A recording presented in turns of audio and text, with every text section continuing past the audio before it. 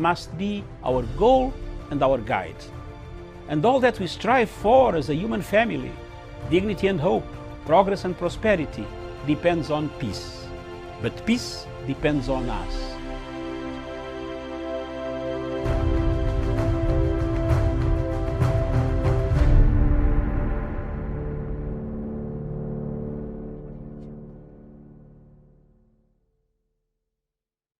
So my vision is one of reforming the organization, it's one of recovery, it's one of renewal, and it's one of getting results for the multilateral trading system. I know this institution, I'm passionate about it, I know the corridors, I've walked them, I've negotiated in them, and I think it's one of the most amazing institutions for multilateral trade relations, for negotiations to take place, for countries to come together, agree on concrete outcomes for the multilateral trading system. I'm also running on my experience, my vision for the organization, and my commitment to reform. Every country wants to walk away feeling that they have achieved. That's what the WTO does for its members.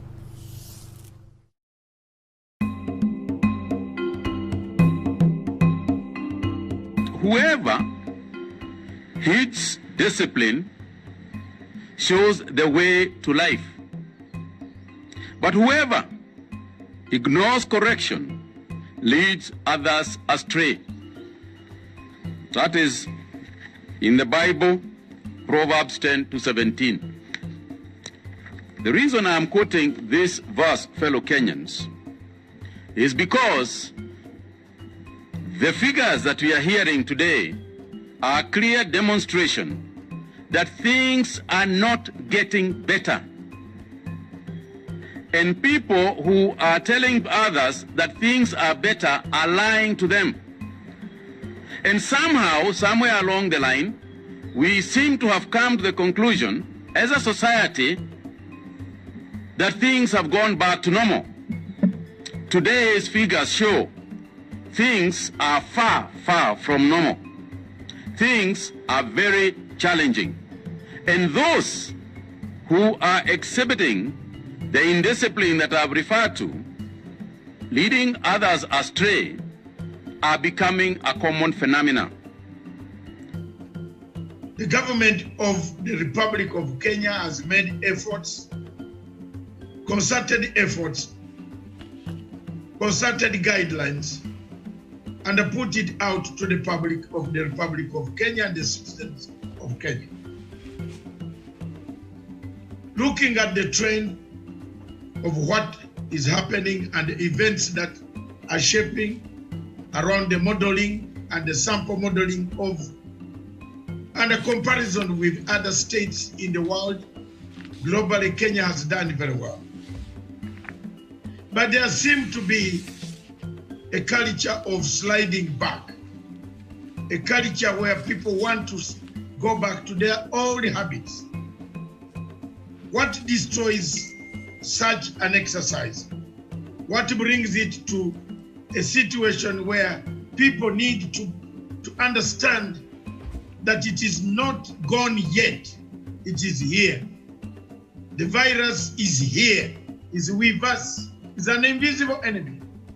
An invisible enemy for the people of Kenya to understand that they must help themselves, not help the government, but help themselves to fight the enemy. If we don't unite to fight the enemy, if we slide back to our habits, our behaviors, our eating pattern, our socializing pattern, our praying pattern, our stigma, fear, complacency, impunity, these are the things that are letting down Kenya and most of the parts of Africa. It is therefore my opinion, and our opinion, and the opinion of many other people who are at the forefront in fighting this disease, that the people of Kenya stand firm against the few individuals who are violating the regulations, the guidelines, the restrictions that the government has put in place. your failure to agree or to abide by these regulations might force the government to take more drastic measures that we might not know because we are not part and parcel of the government. But as the media, we sound what the government has said. Failure to adhere to these principles and guidelines could increase the multiplication or multiply the disease, reproduce the disease in the community. The cases of Isli, the cases of Mombasa, Majengo, where people still eat food in one common place as if they don't know what social distancing is.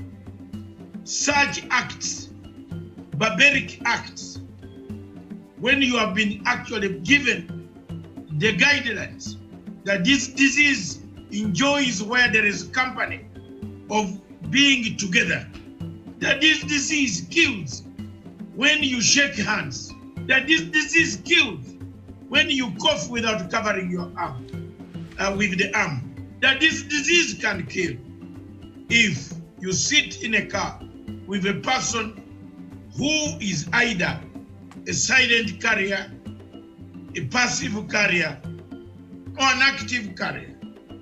It is up to you, the people and the citizens of the country of Kenya, to adhere to Mutahi Kagwe, to listen to the Minister of Health.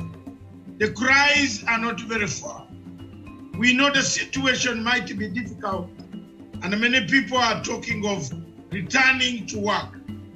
I can see many cars in Nairobi streets, plenty of them coming back and the traffic jam building up, which is a sign that people have returned again to work. But is it the time to do so? It is up to you as a citizen. The legacy trend, therefore, myself and other people want to call upon you to desist, to deny these few people who break the curfew, who drink in estates, who break the restrictions, who ferry people, who sleep locked up in a house of about 50 people, who eat badly, who fail to wash hands, that there is no room for complacency because virus COVID-19 does not choose whom to attack, does not tell you how to attack. It attacks you when you fail to listen to the instructions and the guidelines that the government of the Republic of Kenya has put in place. God bless Kenya.